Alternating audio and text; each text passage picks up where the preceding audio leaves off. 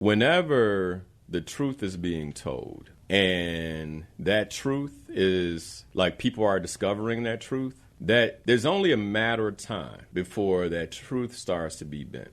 And when I went to Ghana in 2018 for the very first time, I heard a truth I had never heard. And it moved me to the extent where it was like so clear in my spirit that I have to bring my brothers and sisters here. I gotta take other African Americans to Ghana.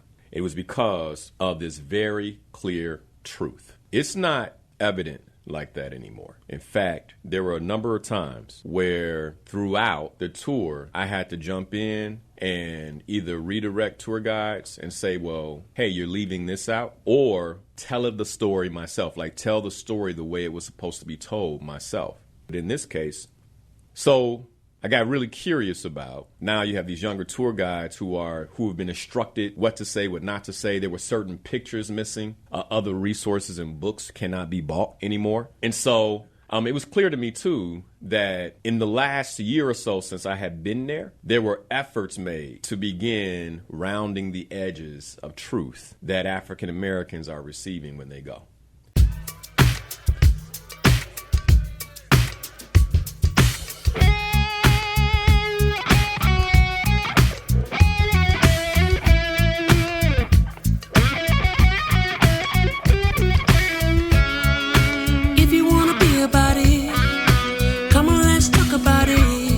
Change up the things you see. Open your mind to possibilities. Find your power, passion, and your purpose. You know it's time for you to walk in greatness. Let's murder mediocrity. Slay your goals, live out your dream. Right now. Inspirational perspective. Open your mind to a better life. It's time to live your dream. Your purpose now. Inspirational perspective. Let's slay your goals. But I think the piece that's most different about this tour and today's show regarding the tour is that I'm not doing this one to convince other people to come with me. Like this was officially the last, and let me be very clear about how I say this, right? Because I don't want somebody to see me over in Ghana like, I thought he wasn't touring anymore. Like, I still get to go to Ghana alone, right? I still get to go to Ghana with my family. But what won't happen, at least as far as I know right now, is that I'll be producing a public tour, a tour to the public. Pastor Seals, who you'll hear from, was like, man, this can't be your last one. What if I want to take members of my congregation? And I'm like, well, that's different, Pastor. Like, I know you, and you're putting the group together, which means that you'll be, quote unquote, leading that group. I'm just gonna, provide the expertise behind it. That's different.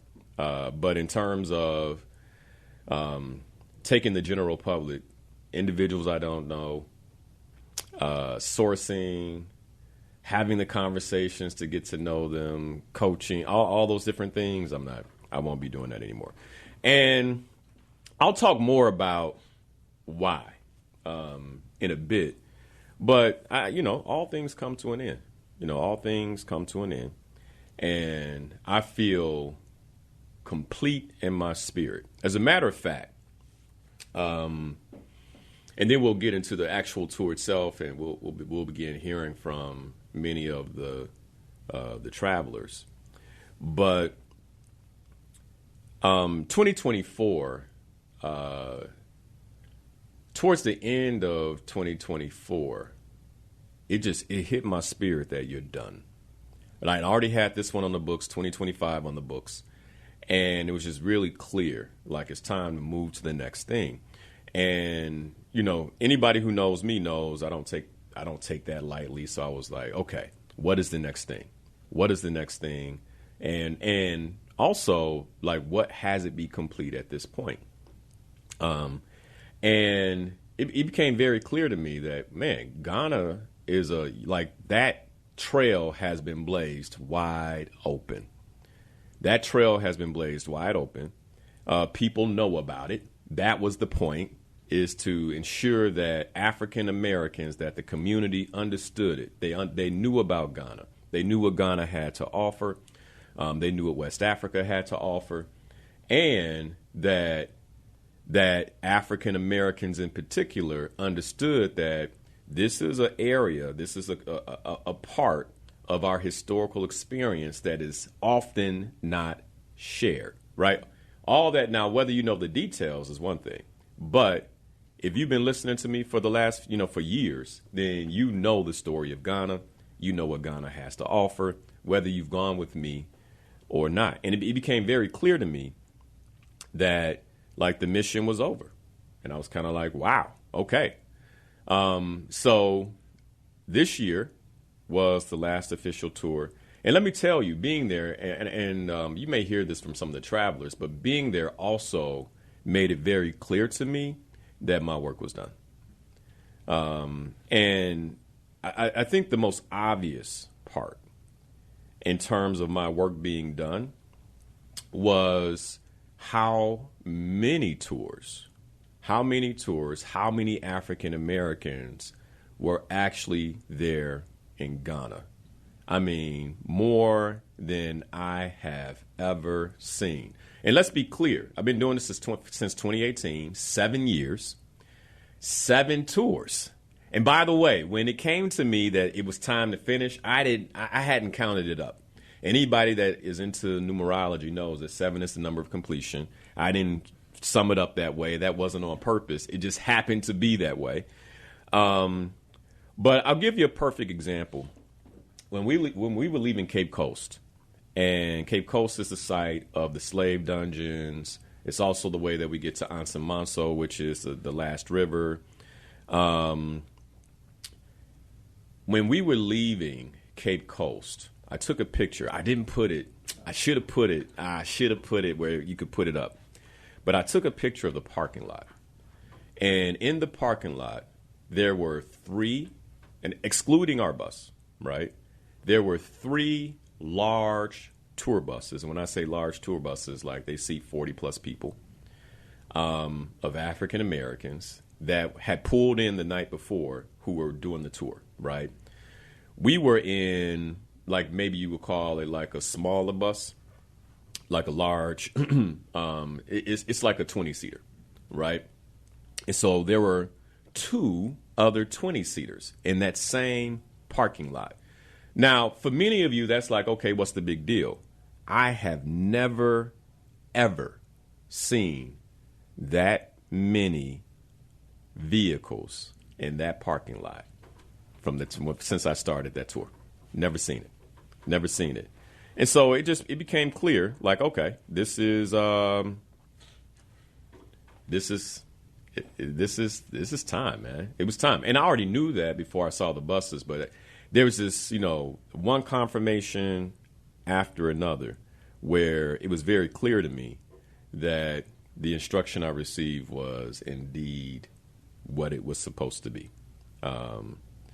So that's one part. Now, the other part that I'm going to share, and I'm going to share this because my travelers, I shared this with them, but they wouldn't have known the difference. The other part I'm going to share is that y'all know whenever we get to doing something, whenever a bunch of us are doing something, we're not going to have it by ourselves that long. Before you know it, everyone else is like, well, what's going on over there? What's happening over there?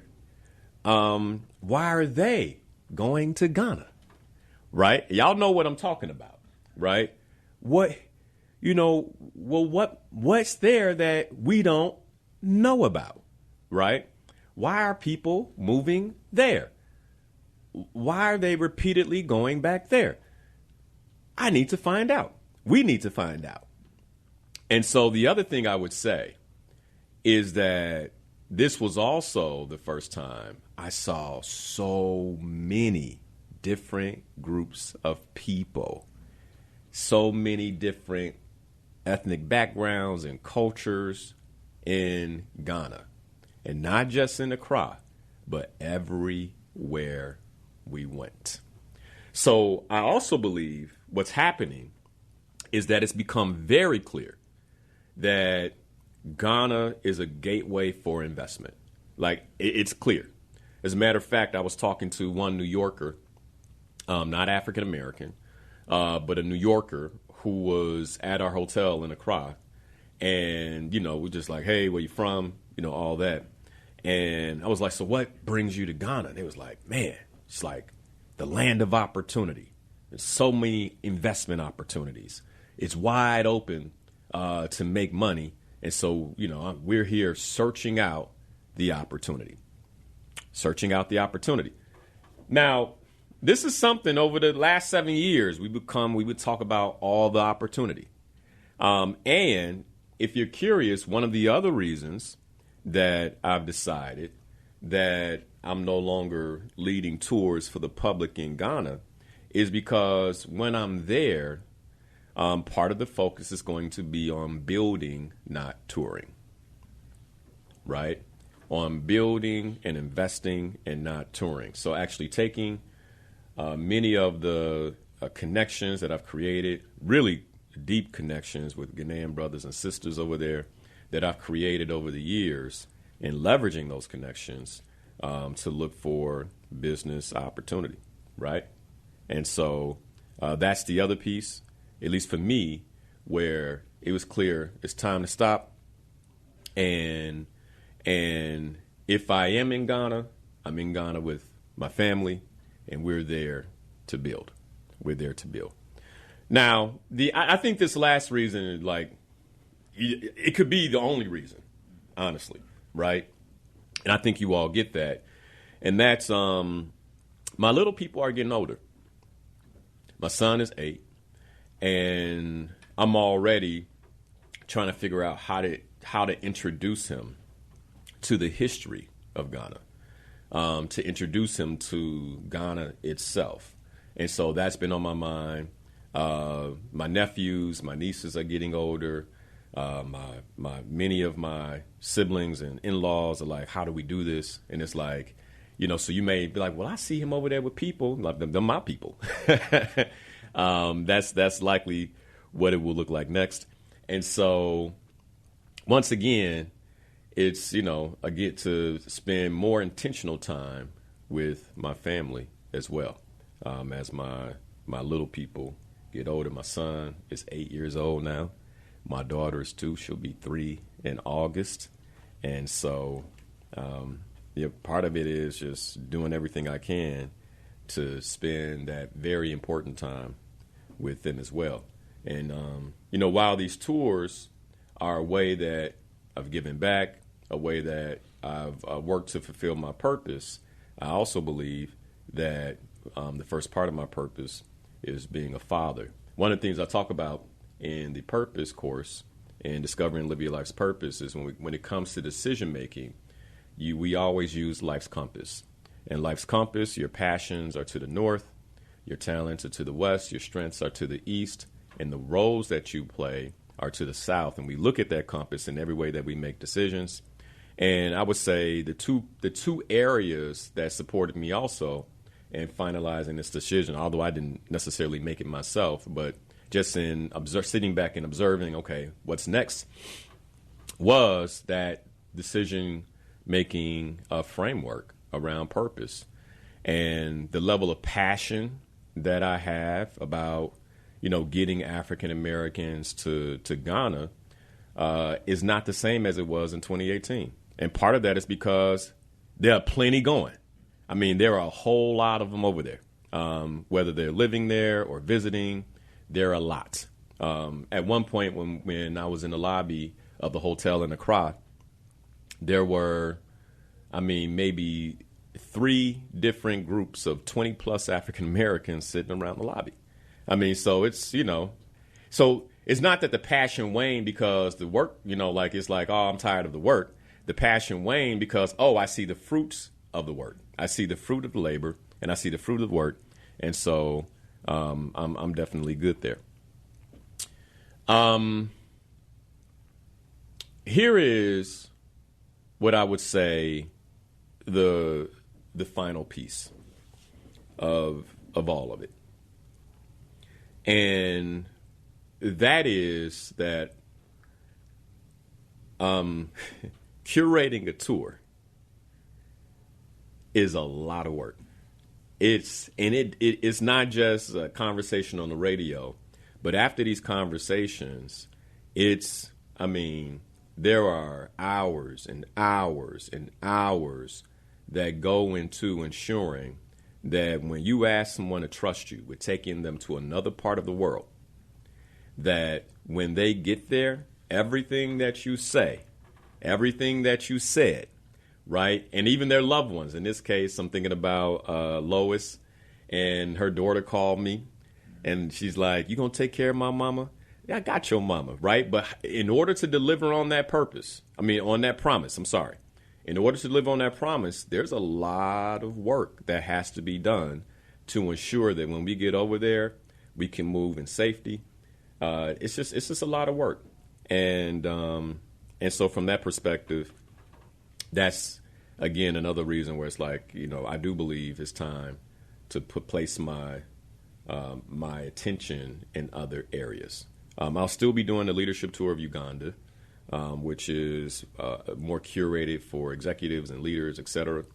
And in the future, I may be doing something different. Stay tuned.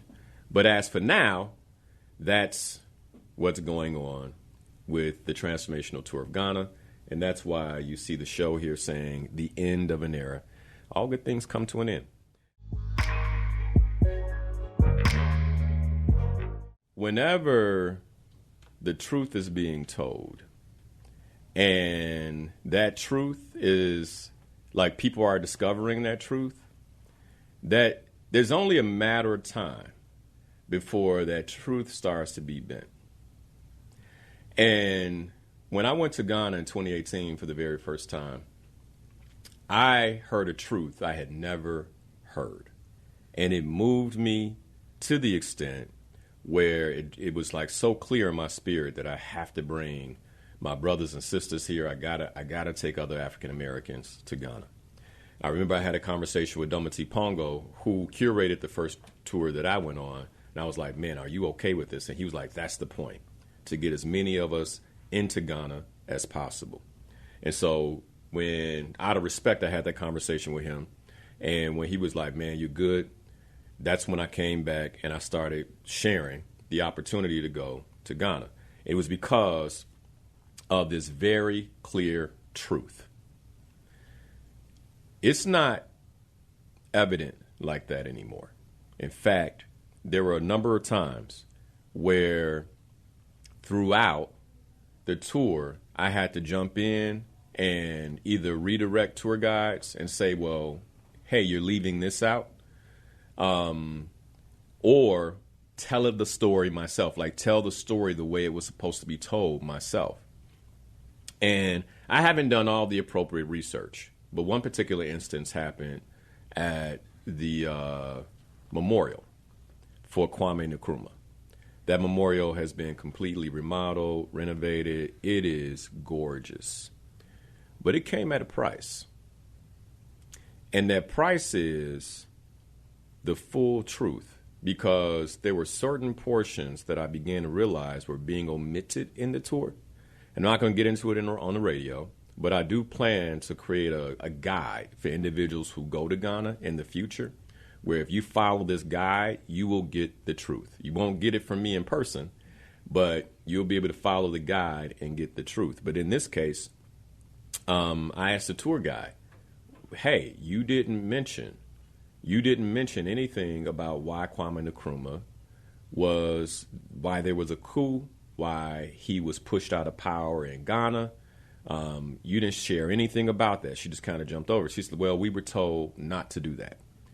We were told because of the presence of FBI informants or individuals who work for American intelligence that we cannot openly say what happened. In fact, it's speculative. I'm like, no, it's not speculative. It's true, right? So I got really curious about, man, all right, there are young people leading these tours now. Not that there's anything wrong with that. But before, there were more seasoned tour guides. Now it's been renovated. It looks beautiful. And, now you have these younger tour guides who have been instructed what to say, what not to say. There were certain pictures missing. One in particular was with Dr. King and Richard Nixon celebrating the independence of Ghana while Kwame Nkrumah was speaking. That was couldn't be found in the memorial. Other pictures like that.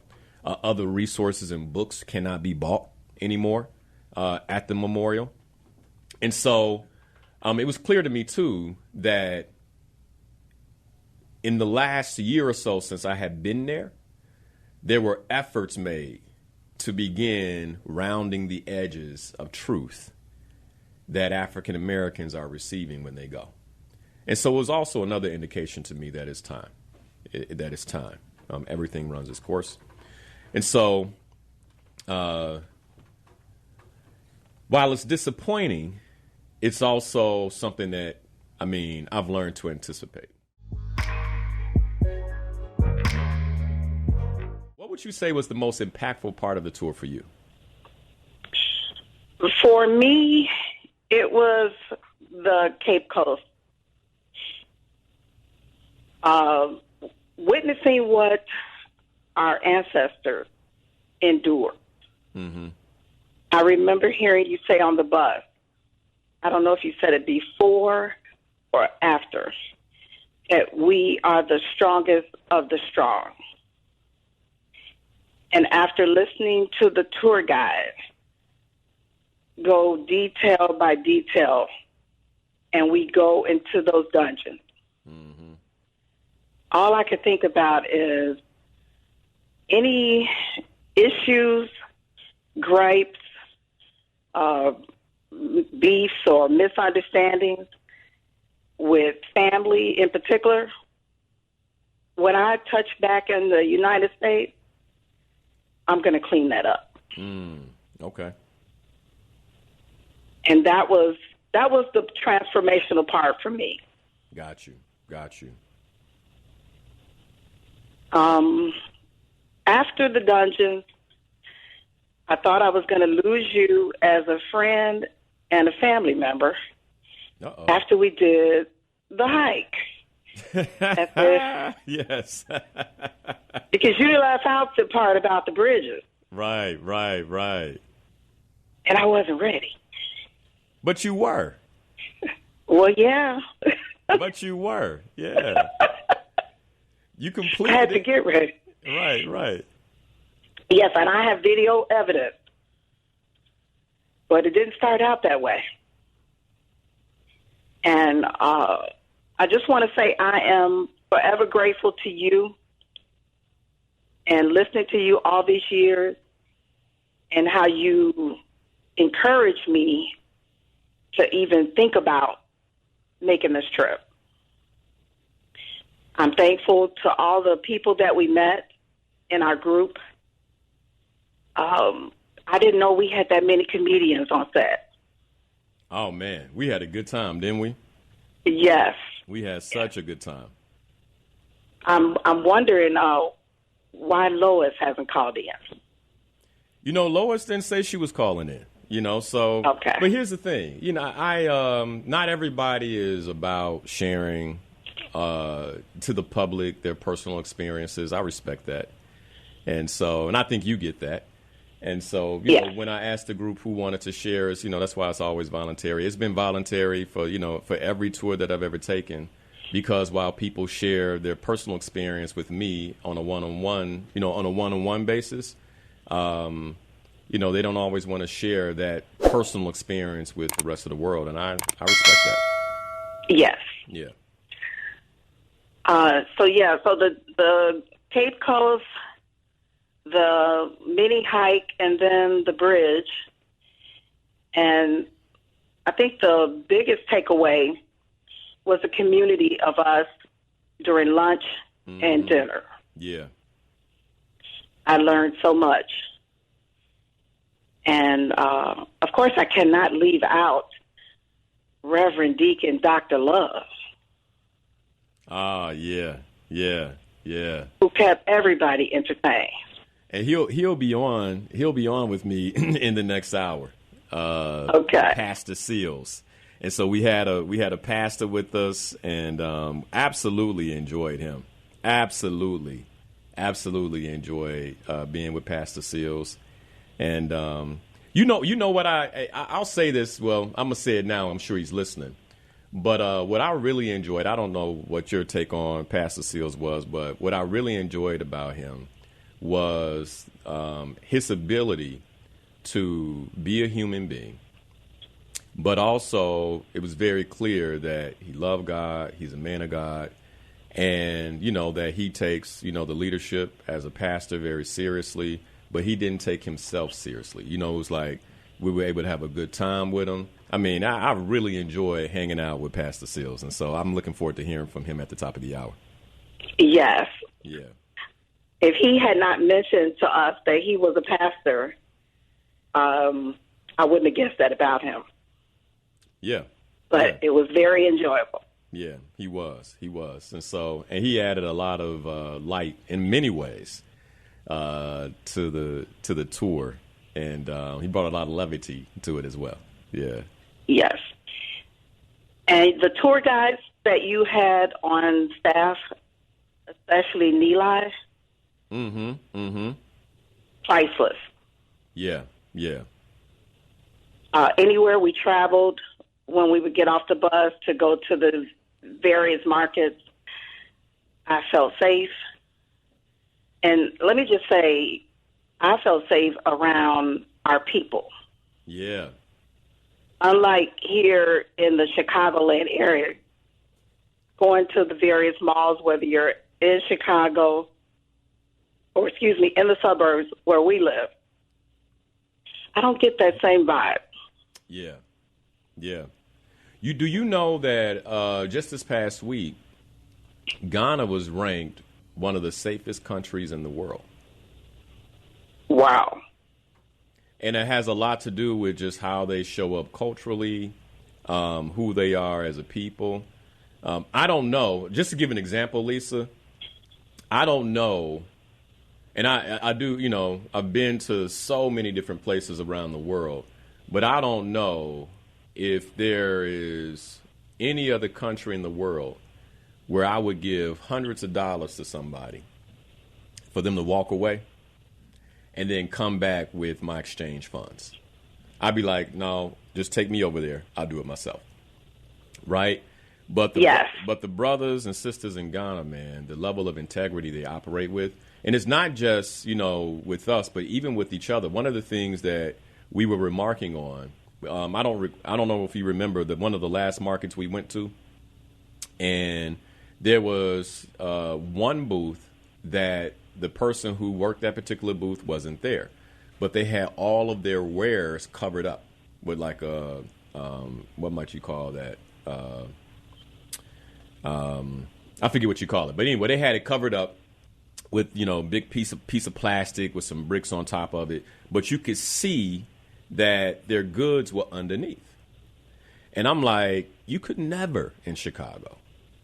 Like if you absolutely not. If you worked in a marketplace, in an open marketplace, you could never go home like leave your stuff out, like cover it up and go home that night and sleep peacefully, knowing that when you came back, everything that you left at that booth would be there. Nobody would touch it. Everybody would honor that those are your goods and those are your things that you sell. And when you come back, it is left exactly the way that you left it. And it was just like, it was one of those moments where you're like, man, this is exactly how things should be. But unfortunately, it's not that way, especially where we are here in Chicago. I couldn't have a marketing booth, a sales booth where I have goods and wares that I leave unattended for an hour, let alone 24 hours because I can't necessarily come sell that day. But that's the luxury that they do live in Ghana. And so it's absolutely amazing. Yes. And the sense of community amongst the Ghanaian people. Mm-hmm. I think we've lost a lot of that here in the United States. As we've been sharing videos and pictures with our families and friends, the takeaway that I say to all of them, before you leave this earth, you need to make that trip. Mm. Because there are not enough videos and words to explain what we experience. Yeah, yeah. And I am, again, grateful to you that we made it, and particularly on the year of completion. You opened up a can of worms. In what way? Because I'm ready to go somewhere else. Ah, got you. Well, you know what, Lisa, while I won't be curating a public tour, and see, here's the thing. I don't consider you the general public because you traveled with me before. Does that make sense? Yes. And so if I'm going back to Ghana and you and your husband hear about it, or you hear about it and you like, look, can I tag along? Absolutely. Because you are not one of the things. And if you recall, I said this. I don't think you were a part of the very first orientation call we had. But one of the things I said on that first orientation call, Lisa, was you all right now, you come into this call, you see a bunch of strangers. And as you look around and you see all these strangers, what you don't realize is by the end of the tour, they will be your family. Yes. And not only do you all have that feeling of family with one another, but I have that feeling of family with you all. And so that's also the benefit of having traveled with me. I don't see you as the general public. It's you and your husband are now somebody I know. Y'all my people, and so it's like, you going back to Ghana, can we tag along? Absolutely. Because it's not like, I'm trying to support you through your very first time. And so just keep that in mind. The other part is, I'm an explorer. And as I explore and I see things that I believe will benefit the community, I will likely curate something different. And so when that happens, you already know that you are on the VIP list. Well, I appreciate that. Yes, absolutely. And I think go ahead. The other thing that I wanted to say was just the experience of being on that bus and seeing the culture. I believe one of my husband's friends mentioned to him about if he was interested in moving there. He's not quite there yet, but I think in the short, long term, I almost could see us making that transformation over there. Say that again, Lisa. I didn't catch that last part. One of my husband's friends mentioned to him about if after our first time visiting, would we be interested in moving to Ghana? Oh, okay. And he said, no, not right at this moment. But just based on the culture of what we witnessed on that bus, mm-hmm. The community, I saw people who were in what we call impoverished areas, conditions, situations. But what I saw, Linnell, I saw peace. I saw happiness. We don't have that here. And we have all of these things. We have materialism. We have wealth, or what we perceive to be as wealth. But do we really have happiness? I saw that in Ghana. Yeah. And I could see us, if that was an option for us, I could see us moving. Got you. And like you saw, what I'm getting from this is that what you saw there in terms of the people, the culture, that while they may, you may not have the amenities that you have here in the States. I mean, some things will be different. That what you do get, that community feeling, that safety, that sense of belonging is something that, would put it very high on your list, despite whatever discomforts you might experience. Yes. Got you. Yep. That makes a lot of sense. I'm with you on that one, Lisa. I'm with you. It's and it's one of the reasons why, again, I'm like, all right, it's a lot of work to take people, and so there's an opportunity now for me to press pause and begin to do more work on what it takes to invest, do work, and maybe even potentially build there in Ghana. So I thank you so much for your comments. Tell your husband I said hello. And, I will. And look forward. This won't be the last time that we connect. Like y'all part of the family now, so I'm looking forward to the next time we connect. To you all, how was the Transformational Tour of Ghana? Now, Cantice, because this is your third time, I'm gonna ask Pastor Seals, even though he said that, ladies first, he's a gentleman in that way. I'm going to ask him to go first and share his experience, because with it being your third time, I have a different set of questions that I'd like to ask you. And so, Pastor Seals, like, how was this Ghana experience for you? Before I even talk about how good it was, let me thank you personally. As you know, I was trying to go last year, but I almost given up on going. But then when you made it happen this year at the last moment, I think I was the last person to join. You were. And you made it happen. And I thank you for that, because it was transformational for real. When I was on the plane and the plane got over the land and I looked down and saw the land of Africa, I felt good even looking at the land before I landed. And then to land on the tarmac and feeling good about being on the land and getting off the plane, it was great.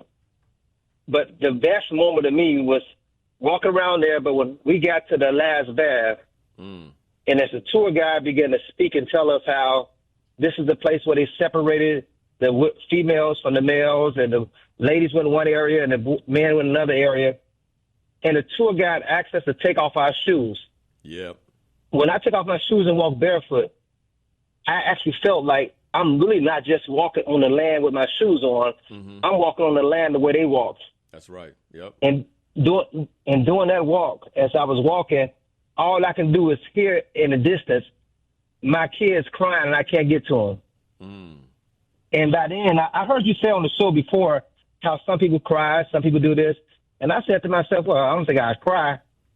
But when I started crying and boo-hooing, thinking about I can't get to my children, I'm not going to see them again, it just changed my whole outlook on how things happen with my ancestors.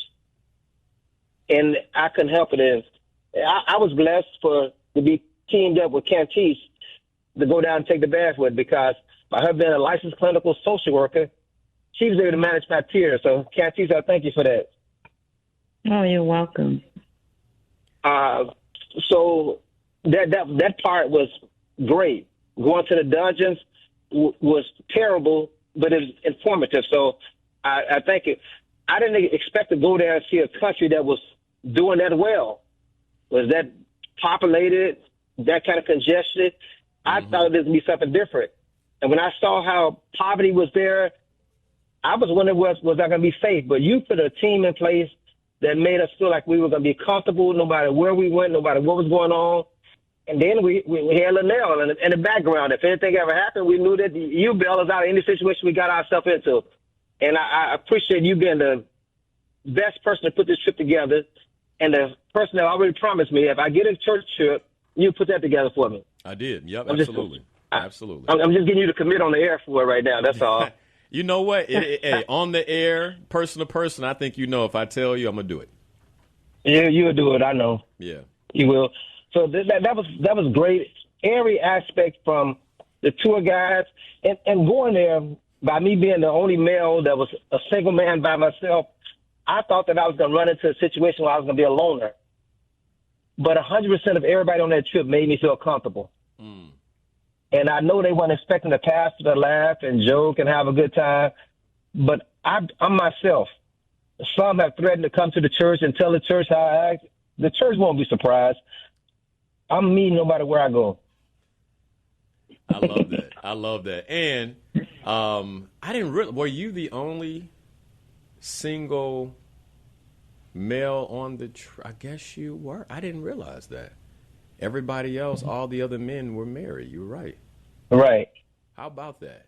How you know what? It's interesting because my wife wasn't there.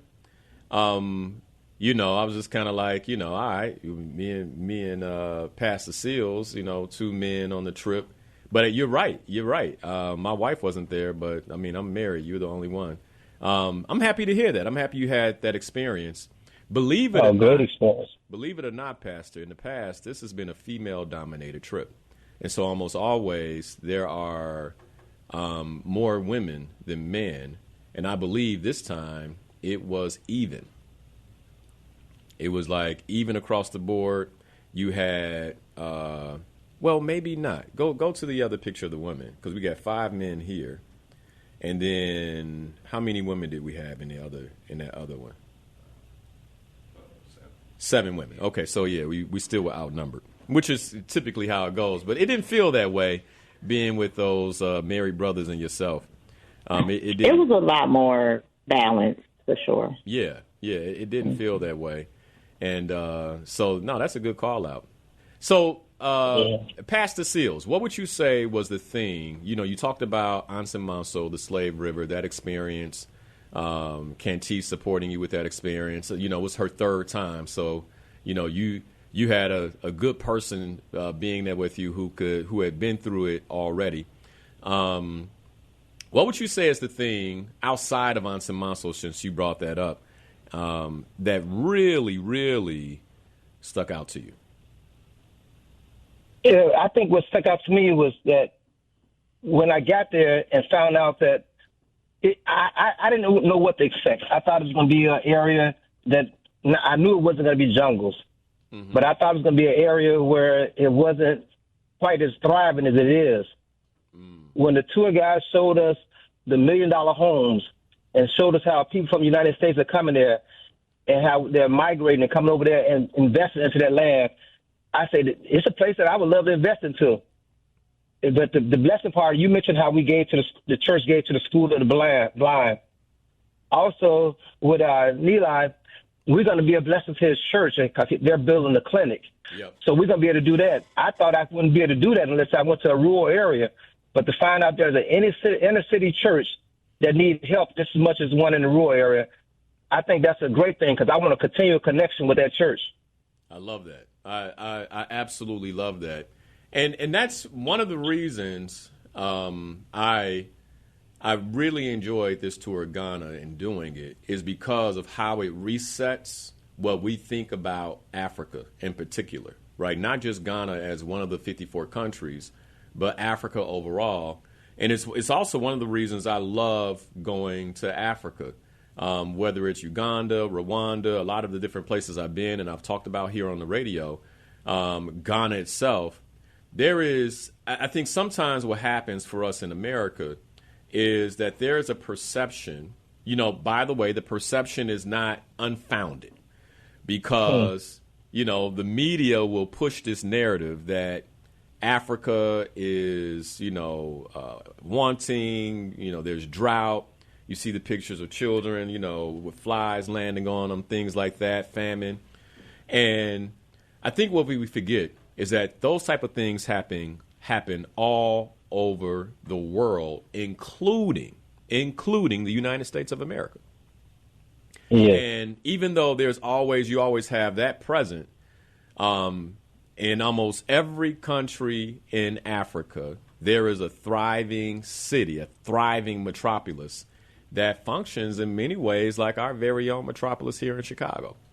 And so I'm happy you had that experience. And you know, if I'm doing future tours, more than likely it's going to be to different places in Africa where we get to experience how they're thriving as well. I'll ask you why. Having been there this one time, what is the impetus that, tells you like, man, I need for, the people of my congregation to learn more about Ghana, to learn more about Africa? What would you say is the impetus? Because all my life I've been pro-black. Mm-hmm. And to see that our people, where we come from, and how they're united with each other, and no matter how combustious it was and how things were all looked like unorderly to us, it seemed like they had a sense of order. And I want us to see that we need to reach back and get there, because our communities are divided in so many different ways. And even when we get workers to come into our communities, we get workers that don't look like us. It was good to be in an area where when I saw somebody, I don't know if it's going to be said on the air, when I saw somebody white, they looked strange being there. Yeah. No, I mean, that's the truth. That's the truth. Now, what I will tell you, to that sentiment is that I saw more quote unquote whites in Ghana than I have ever seen since 2018, since I've been going. And so even for you to have that experience where, okay, they show up as different, what I will tell you is that I was like, wow, there are more of them here than I have ever experienced since I've been going, since 2018. Okay. And so, I mean, obviously, Ghana is an African country. You're going to have the majority of folks going to look like us. Did you see any your cousins over there, people that look like your cousins and your family? When I told Leela that, I said, Lena, everywhere I went, I saw somebody that looked like the guy from the neighborhood. This is like somebody from the church. Yeah. No matter where you look, it's a familiar face. And that's that. And Go ahead. And if I didn't know it, I would actually think that was them. They looked that much alike.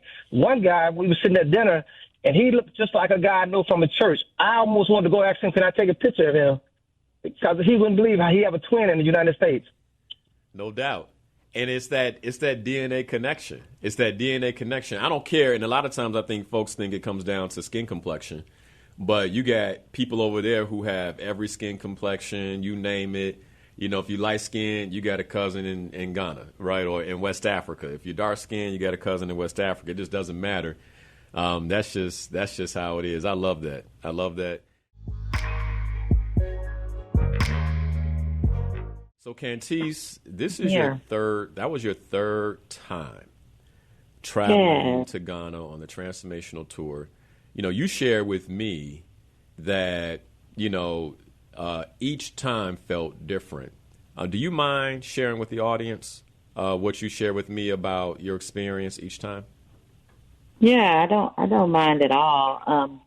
And first I just want to say thank you so much for saying yes to this and providing the opportunity. But not only to you, I want to thank my sis, Pam, because she's had to hold it down and say yes also, even if she wasn't on every trip. And so I'm just grateful for the gift from you as well as your family. So wanted to say that. Thank you so much. Yeah. I also want to just say thank you for every person on the trip, because everybody knows that I celebrated my 50th birthday while I was on the trip. Yes, you did. Everybody, just like family, made it the best time. So I'm grateful for all of that. Okay, so, when the first time I went on the trip, it was about overcoming my own fears. We are, like we just talked about, socialized to be afraid, to feel like we're not going to be safe, to have these images of poverty and, children hunger and all of that. And so for me, it was like a Damascus Road experience that first time, where I was facing those fears that I had. Yeah. So because I was so overshadowed with that, it was a lot. So the second time, and can you share? I mean, are you willing to share like what some of those fears may have been to kind of bring a little bit more color to the listeners? oh yeah, absolutely. So some of it was just simply like I knew you, but not really well enough to be like I'm gonna trust, him to go out of the country. Am I gonna have everything I need? Am I gonna be safe? Mm-hmm. Who are the other people that are gonna be on the trip? The simple things like what's the food gonna be like? Am I gonna run into some type of issue that I'm not going to be prepared. I'm not going to be. It was a lot about protection and safety. I got you.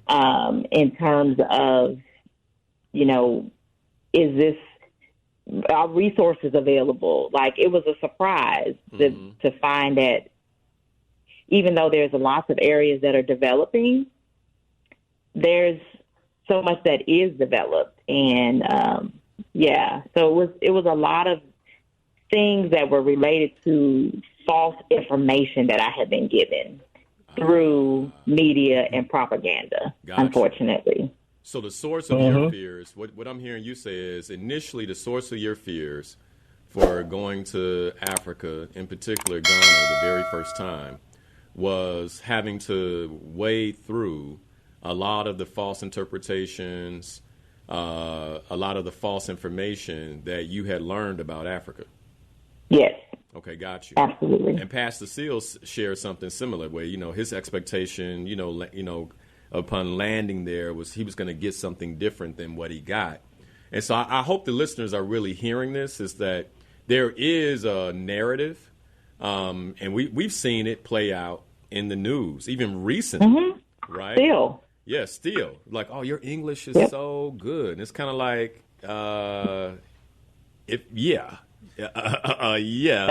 In fact, most Africans have better linguistic skills than most Americans. Yes. Yes. Period. Right? I mean, their ability to speak English, French, and their native tongue. Right. Is like, beyond. Yeah. So anyway, so that was the first, like, those were the fears. I just wanted to distinguish that for the listeners. Thanks for sharing. Yeah. And I spent so much time before that first trip reading on the State Department website and looking at alerts. I mean, it was just like, if you wanted to find it, and even family members were like, well, check in and give us a safe word, or, right. It was a lot. Yeah. Got you. So what made you pull the trigger? I mean, with that type of fear, especially being a single woman, here is, and by the way, we have history. We worked for the same company before you started following me on the radio and all that. So there is some history there. But, to follow this guy to Africa, what made you pull the trigger the first time? Like, what's up? Well, and you know what? I definitely, don't get me wrong. I you're like my bro. I look up to you and all of that. It was actually something more spiritually compelling for me. Makes sense. Yeah. Yeah. It was something that I felt the unction, the call to, and it was that piece, the spiritual piece, that allowed me to overcome whatever I thought was there to fear, and to really trust God. So put my trust in God in making every step. And it was that. It was like, okay, I'm going to go. Right? And then walking through the process of what did that mean, and taking it one step at a time. Yeah. And allowing my trust in God to support me as it all unfolded. I got that. Let me ask Pastor Seals this, you being a man, because I think sometimes as men, we forget, or we don't know. And so based on, talking to my wife and other women in my life, I try to remember the experience they have out in the world. But for you, Pastor Seals, like, I mean, was there any fear in going, like this being your first time in Africa? And I'd be lying if I said no. Okay. There was a little bit of concern because, first of all, this is the first time in my life I haven't been on a vacation or a journey or a trip more than a week. The longest I've ever been out of the United States was a week. Okay. So now this is 10 days, and it was 10 days in another country, 10 days with a group of people that I didn't know that I was going to become like family with. So there was some apprehension about going on that aspect. And even last year when I was going to go, I had some church members that was going to go, then they didn't go, and some didn't want me to go by myself. But I was good being by myself because I always say I'm never by myself. The Lord is with me. But I felt comfortable. You made us feel comfortable. Now, Cathy said something about food. Mm-hmm. I didn't tell you all. I had all kind of canned foods and everything else in my luggage. I was able to leave because I didn't know if the food was going to be good. Oh, my goodness. You were ready. I'm a very picky eater, and I know I am. But the food was excellent. It's like any restaurant you go in the United States, that food compared to that. You know, the first tour, the fear that you had, I think that any woman listening is probably like, yep, I get that. And then you had the personal things going on for you. And so tour number 2 was in 2023? Yep, 2023. Okay, so the first one was in 2019. And then 2023 was your second tour. Tell us a little bit about that experience. Yeah, so this time I haven't had experience Ghana. Because I was the first time so overwhelmed with everything and it was just a lot to take in, I was like, okay, if the opportunity comes, because normally, and here's the thing, normally you weren't doing tours in the summer. And so when I found out, I was like, if the opportunity comes and I found out you were doing it in the summer, I was like, oh, yes, I have to go because now I feel like those fears are out of the way and I can really soak in what it means to be there and to understand all of the process in a way that's not being filtered through that layer of fear. Gotcha. Yeah. Yeah. Mm-hmm. Yeah. So the second tour, from what I'm hearing from you, was an opportunity to be fully present. Yeah. Fully present there and with myself.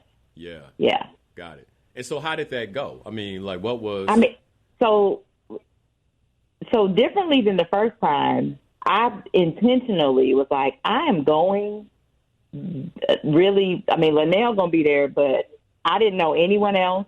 Mm-hmm. And I'm really going to go through this journey and take it in for myself.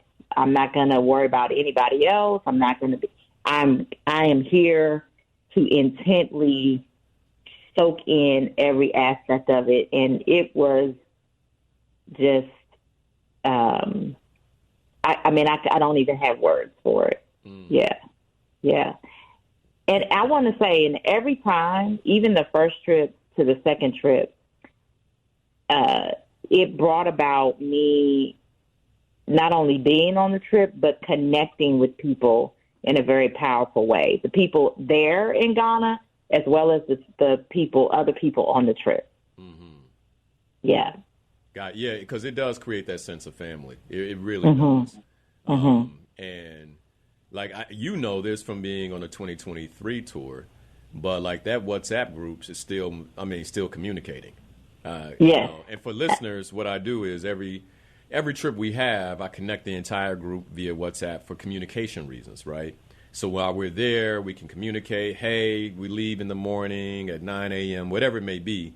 And then, then we're also sharing pictures and things like that in the WhatsApp group. That 2023 group, to this day, still. I mean, I'll still wake up in the morning and there's like a message from someone in the group who's like, hey, Ghana family, check this out. right? It's just like they are still communicating to this day. So that sense of family is very much a part of what these transformational tours created. So what would you say, second tour, you're fully present. What did you walk away with in 2023, Cantice?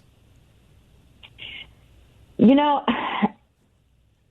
that's such a big question. One of the purposes of the tour is to really reunite with like your identity. Mm-hmm. And so one of the big things that I walked away with that tour is learning to see myself outside of the context of oppression here in the United States. So relating to myself as, you know, Yah, you know, my day name, and relating to myself as who I am and not a narrative or a story, but adding this understanding of what my ancestors went through into the fabric of who I am in the most powerful way. And it impacted how I show up, not just in the mirror, but with my clients, with my family, in my community. Wow. Yeah. I love that. I love that. And, you know, when you say clients, maybe you should give some context about who you are in the world and how you fulfill your purpose. Absolutely. So I'm a licensed clinical social worker. I own a therapy coaching practice, and it's niched into supporting Black women in rediscovering life outside of oppression, finding ways through powerlessness, and knowing how to put ourselves first. Mm-hmm. So that is what I'm committed to, and just a little shameless plug. I just recently wrote a book to support that work. Yeah, and it's called Me Moment. It's a good book, by the way. I've had the opportunity to read it. I finished it up. Well, I didn't finish it in Ghana. I finished it up on the way home from Ghana. And let me tell you, it's a phenomenal read. I'm not going to say a whole lot about it because I plan to have Cantice on the show. We're going to dive into the book in more detail. So we'll save that for later. We'll save how people can get it later and the plans that you have to come to Chicago and do a book signing. We'll do all that later. But if you don't follow Cantice, I suggest that you go look her up and follow her if you want to. My name. Yeah, learn more about it. Go ahead, Cantice. Oh, I was just going to say my name, Cantice Burrell, or Living My Worth. Yeah. Mm-hmm. Yep. That you brought up a couple of things that I want to kind of circle back on. One is you talked about your name, Yah. Yes. Pastor Kwesi Cletus. Kwesi. That's me. Right. Yeah. Your congregation might be like, what did he just say? Right. And so do you all want to share, maybe together kind of share, and Cantice, you know a little bit more about this with it being your third time, but just share your experience of the naming ceremony and what that means to you all. Pastor, do you want to go? I go first. I've already told them, and I showed them a bracelet that Linnell had made up with both my name, Cletus and Kwesi, on there. And I explained to them, and they thought I said crazy, but no, it's Kwesi. And it was good sitting around there and having to go through the ritual of having my name changed, to have an elder of a tribe be the one that blessed me with the name and had me to drink the two types of drink that symbolized stuff for them that made me feel good about it. Mm-hmm. And the whole setup and how things were, it was just so nostalgic, and it make me think about how my ancestors came through this kind of stuff, and they enjoyed having their name. And I don't know if you remember, Linnell, when I asked you, I say something, does the name ever change? Would they ever make a mistake? And now I see why. At first I didn't understand how they had me. If I went 10 years from now, would they give me the same name? I see how it's related, and That's right. I am Kwesi Cletus. Yes, sir. And so Kwesi, you and I are brothers in that way, because Right. my Ghanaian name is also Kwesi, Kwesi Linnell Maurice Harris. And what I told Pastor Seals when he received the name, I said, now when you're in the marketplace and they say, what's your name? You can respond Kwesi. And because we look like them, a lot of times they'll go, oh, man, he's Ghanaian. I thought he was American. Because you have you know your name, and you have that Ghanaian born name. And by going through that naming ceremony, that elder deems you as Ghanaian as well. So you can truthfully say, I'm Ghanaian. I've been deemed as Ghanaian. I'm Ghanaian. I got a Ghanaian name. And that's the beauty of that naming ceremony.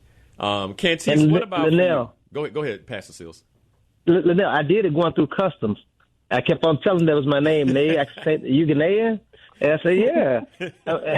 So I already had fun with it. I see. I'm happy they let you through. But you know what? You can do that in Ghana customs and Ghanaian customs. I'm sure when you came back to the States, you probably was a little more. I was back to being me. Yeah, use that government. Yes, sir. Right. Yes, sir. So, Cantice, this is your third naming ceremony. Obviously, the same name. Well, how has that been significant to you throughout these 3 journeys? Of course, we still want to hear about the significance of this third time. Yes. Just from a naming perspective, how you talked about the second time being this opportunity to like really connect with your personal identity. How has that name served you? So let me say, Yah is the Thursday born. Mm-hmm. And in like fashion, whenever we were in Ghana, there was actually a little rivalry around which day name is the best. So I just want to go ahead and say that Thursday born Yah is, unfortunately, the best that there is out here. Oh, boy. Just want to put that out there. But yeah, so what was really interesting is each time the naming ceremony has been different. Mm-hmm. But I will say this last one was bar none absolutely exhilarating, and it wasn't catching the Holy Ghost, but it kind of gave me, I told you, it kind of gave me that feeling because it was so special. We had an opportunity to be with the Queen Mothers and the priests and to dance. And I was wearing, which is one of the things I highlight every time, a specially made outfit that I handpicked and designed. So it was an amazing opportunity to experience the culture, and it provided an opportunity for there to be a lot of discussion, dialogue, questions. But it was beautiful. It was a time of connection and celebration. And anytime there's an opportunity to dance, I'm here for it. So I love it. I love it. And at some point, I'm gonna let you post your dance pictures, your dance videos. Okay, I am. I will. But Cantice can get to it. Oh yeah, she can dance. To it, yeah, no doubt. She's right there with the Ghanaian sisters. Let's talk about this third time. So this year, 2025, your 50th rotation around the sun, celebrating your 50th birthday in Ghana. Like, how was that for you? It was a blessing because, I'll say I'm gonna hold it together. I do feel emotional because one of the purposes was to get complete, like to have the opportunity to be in the motherland, to be in Ghana, and to reflect on, what has life been, over these last 49 years, and what can life be moving forward. And somebody would be like, okay, so you did all that on the trip? It's like, well, let me say, it definitely was a starting place, because every time I go, I want to make sure that I highlight this. Going to Africa, Ghana, is like having the break that you don't know you need. Mm-hmm. It's an opportunity to not have to think about is somebody treating me a certain way because of my skin color or how I'm. And so having the opportunity to energetically, spiritually not have those other layers gave me the opportunity to reflect, to be in a way that is not impossible in America, but definitely comes with a lot of other barriers for sure.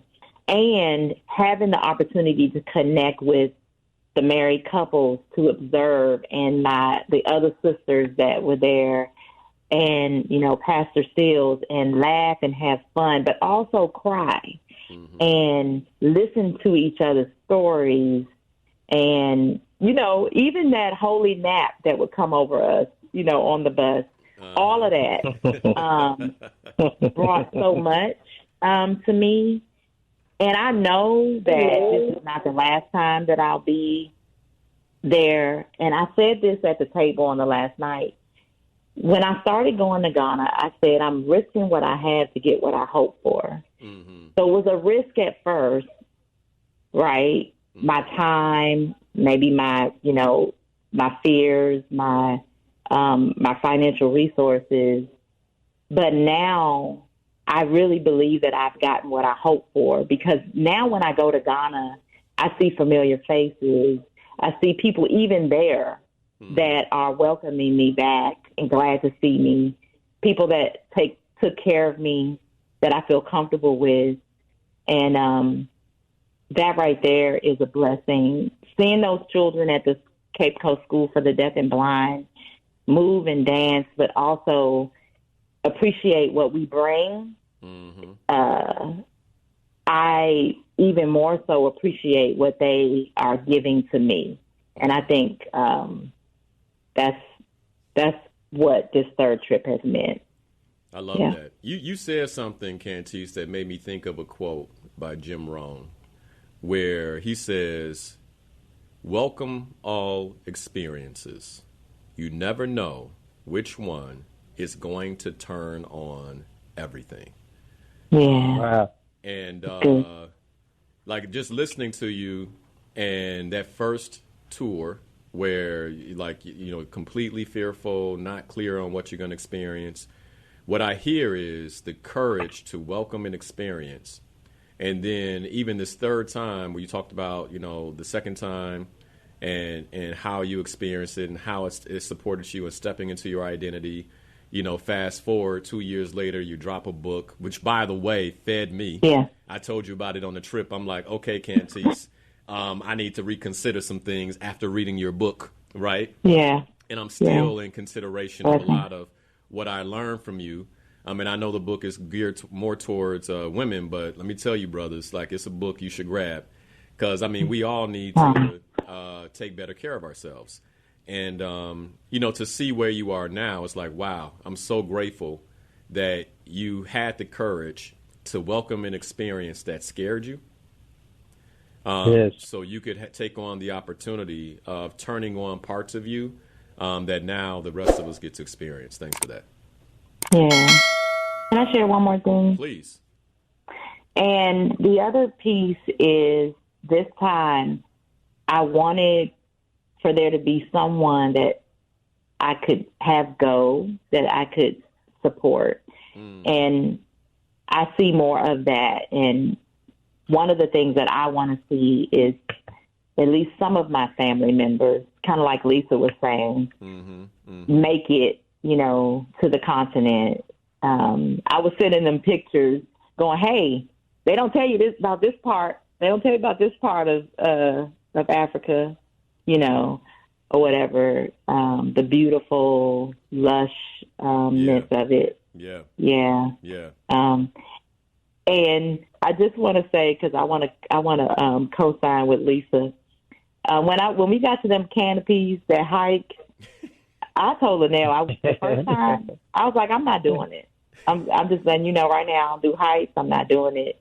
And he said, well, just, you know, stay curious and stay open. I did do it. That story is a good one. Yes. But I just want to say this time, around the 5th, because there's 7 catwalks, that's right. I actually found a place where I enjoyed it. And I'm grateful for that. Good. Nice. Yeah. So. Nice. That's transformation. That's transformation. Yeah. And just to kind of give context to listeners, what they're talking about is Cocoon National Park. Yeah. So one of the things that I do is after we go through the Cape Coast experience, and so you've now been through the dungeons, you've been to Anson Manso, and your spirit is heavy. You can't go through that without your spirit being heavy. And I didn't share this before, but let me put this in. Having done this 7 times, it never gets easier. And so I think another reason for me around saying, okay, this is the final tour, is because that is an emotional experience that I've been reliving, you know, like over and over again, in service to other people, but also a wound that now I get to let fully heal.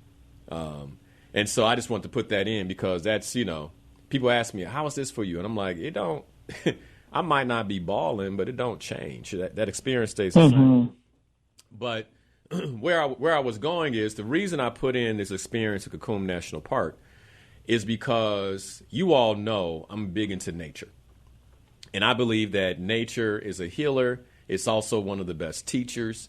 And by going out into nature, there is a therapy that I'm actually taking the travelers through that they don't even know that they're having. That's one reason. The second reason is because you are walking on these canopies. And these canopies are suspended hundreds of feet into the air. And many of us have all types of fears when it comes to heights.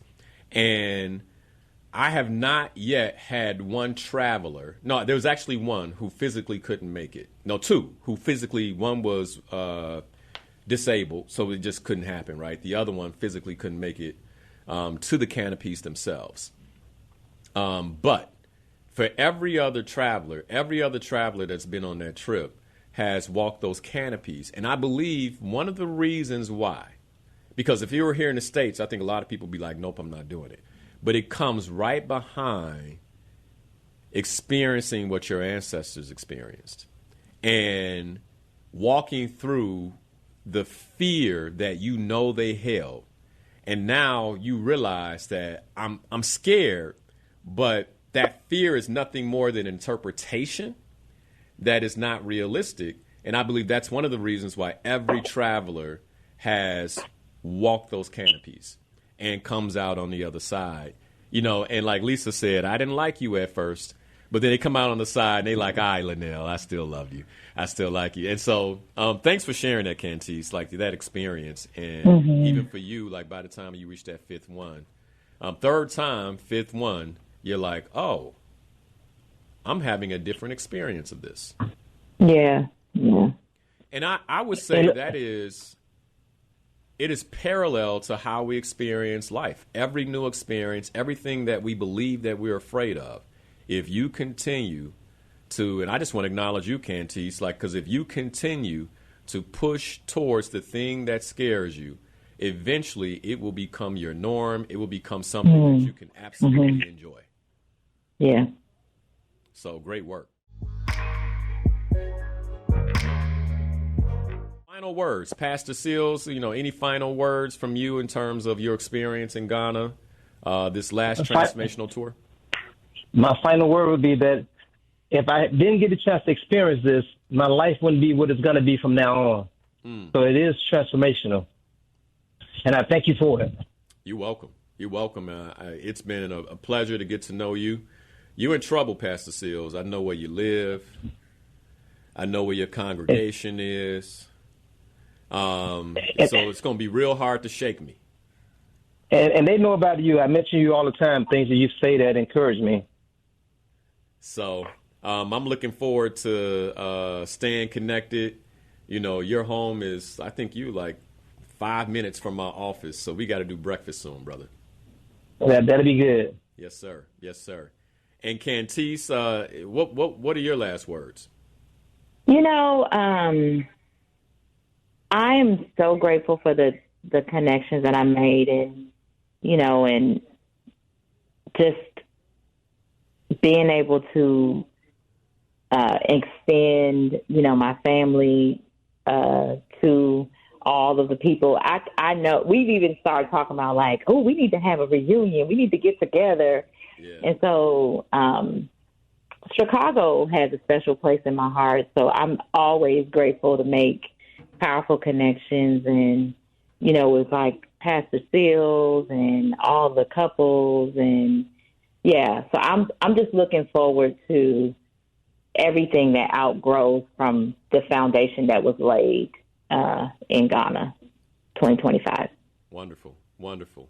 Well, and to the others that didn't call in, Lois, Kenya, Michelle, who intended to call in, but we're praying for you, had an unfortunate incident. Yes. Brother Ben, my man, that's a whole nother, but man, him and his wife, Sandra, him and I got a lot of history. It was wonderful to host them. Jason and Carol, thank you all for that letter. And then Lisa called in, but Patrick, we didn't hear from you. But I want to thank you all, because there was something special about this group.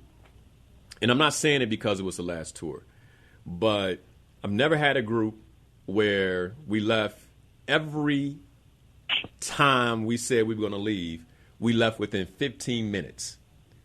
And some of the time it wasn't the group's fault. It was because the bus hadn't pulled up, right? It was like, you know, I think they anticipate, you know, folks not being there on time. Let me tell you, this group was on point. I would be in my room. Often I'm in my room doing some work, and I'm connecting with the guys. So what's the count? What's the count? What's the count? Because, you know, I don't want to come down to stand around. And what's the count? And they're like, everyone's here. I'm, what? Okay, here I come. Right? But, like, this group was like, I mean, like no other group that, not that, I mean, for those of you who've been on the groups, I love you. But there was something special about this group. And with it being the last tour that I was hosting, I just want to thank each and every one of you for making it a tour to remember. I'll never forget this last transformational tour of Ghana. Pastor Seals, thank you. Cantice, thank you. I am getting lots of emails, lots of DMs asking why. And over the years, I always say, like, there are certain things that I do that will not always be available. And I can sense transition, you all. I don't know exactly what it is, but even in prayer, the Creator is like, I can tell, like, He's leading me, in new directions. And I don't know what that means. What I do know is that I will listen, I will follow. And so whatever it is that I'm up to, that you want to be a part of, if you've been procrastinating, make it happen. And I'm not saying that for the good of me and the good of my business. I'm saying that for you, because what I do is purpose-based, and it is truly aligned with my purpose of helping myself and others live the best life possible. This is the lane of my purpose as it stands right now in 2025. And purpose has layers. And as the Creator takes me deeper, there are things that will naturally end. There are things that will naturally end. And I don't know what they will be. I didn't know in 2023 that 2025 would be the last transformational tour of Ghana. And so if there is anything that I'm up to, that you have been putting off, don't put it off. Join me. Let's go through that transformational experience together while it is something that I'm offering. So that way, if you do feel regret about this tour, you don't feel regret about everything else. Thank you for watching Inspirational Perspective. If you love this show and you want to see more content like this, you can go right here. And if you like this subject and you want to see much more content that we have available for you, just click the button here. As always, thanks for watching. Be sure to watch the show live, 7 a.m. every Sunday morning on WBON Radio, or you can catch it right here on YouTube or Facebook.com/Coach Liddell Harris. Be sure to hit that like button. If you haven't already, be sure to subscribe so we can get more content just like this to you.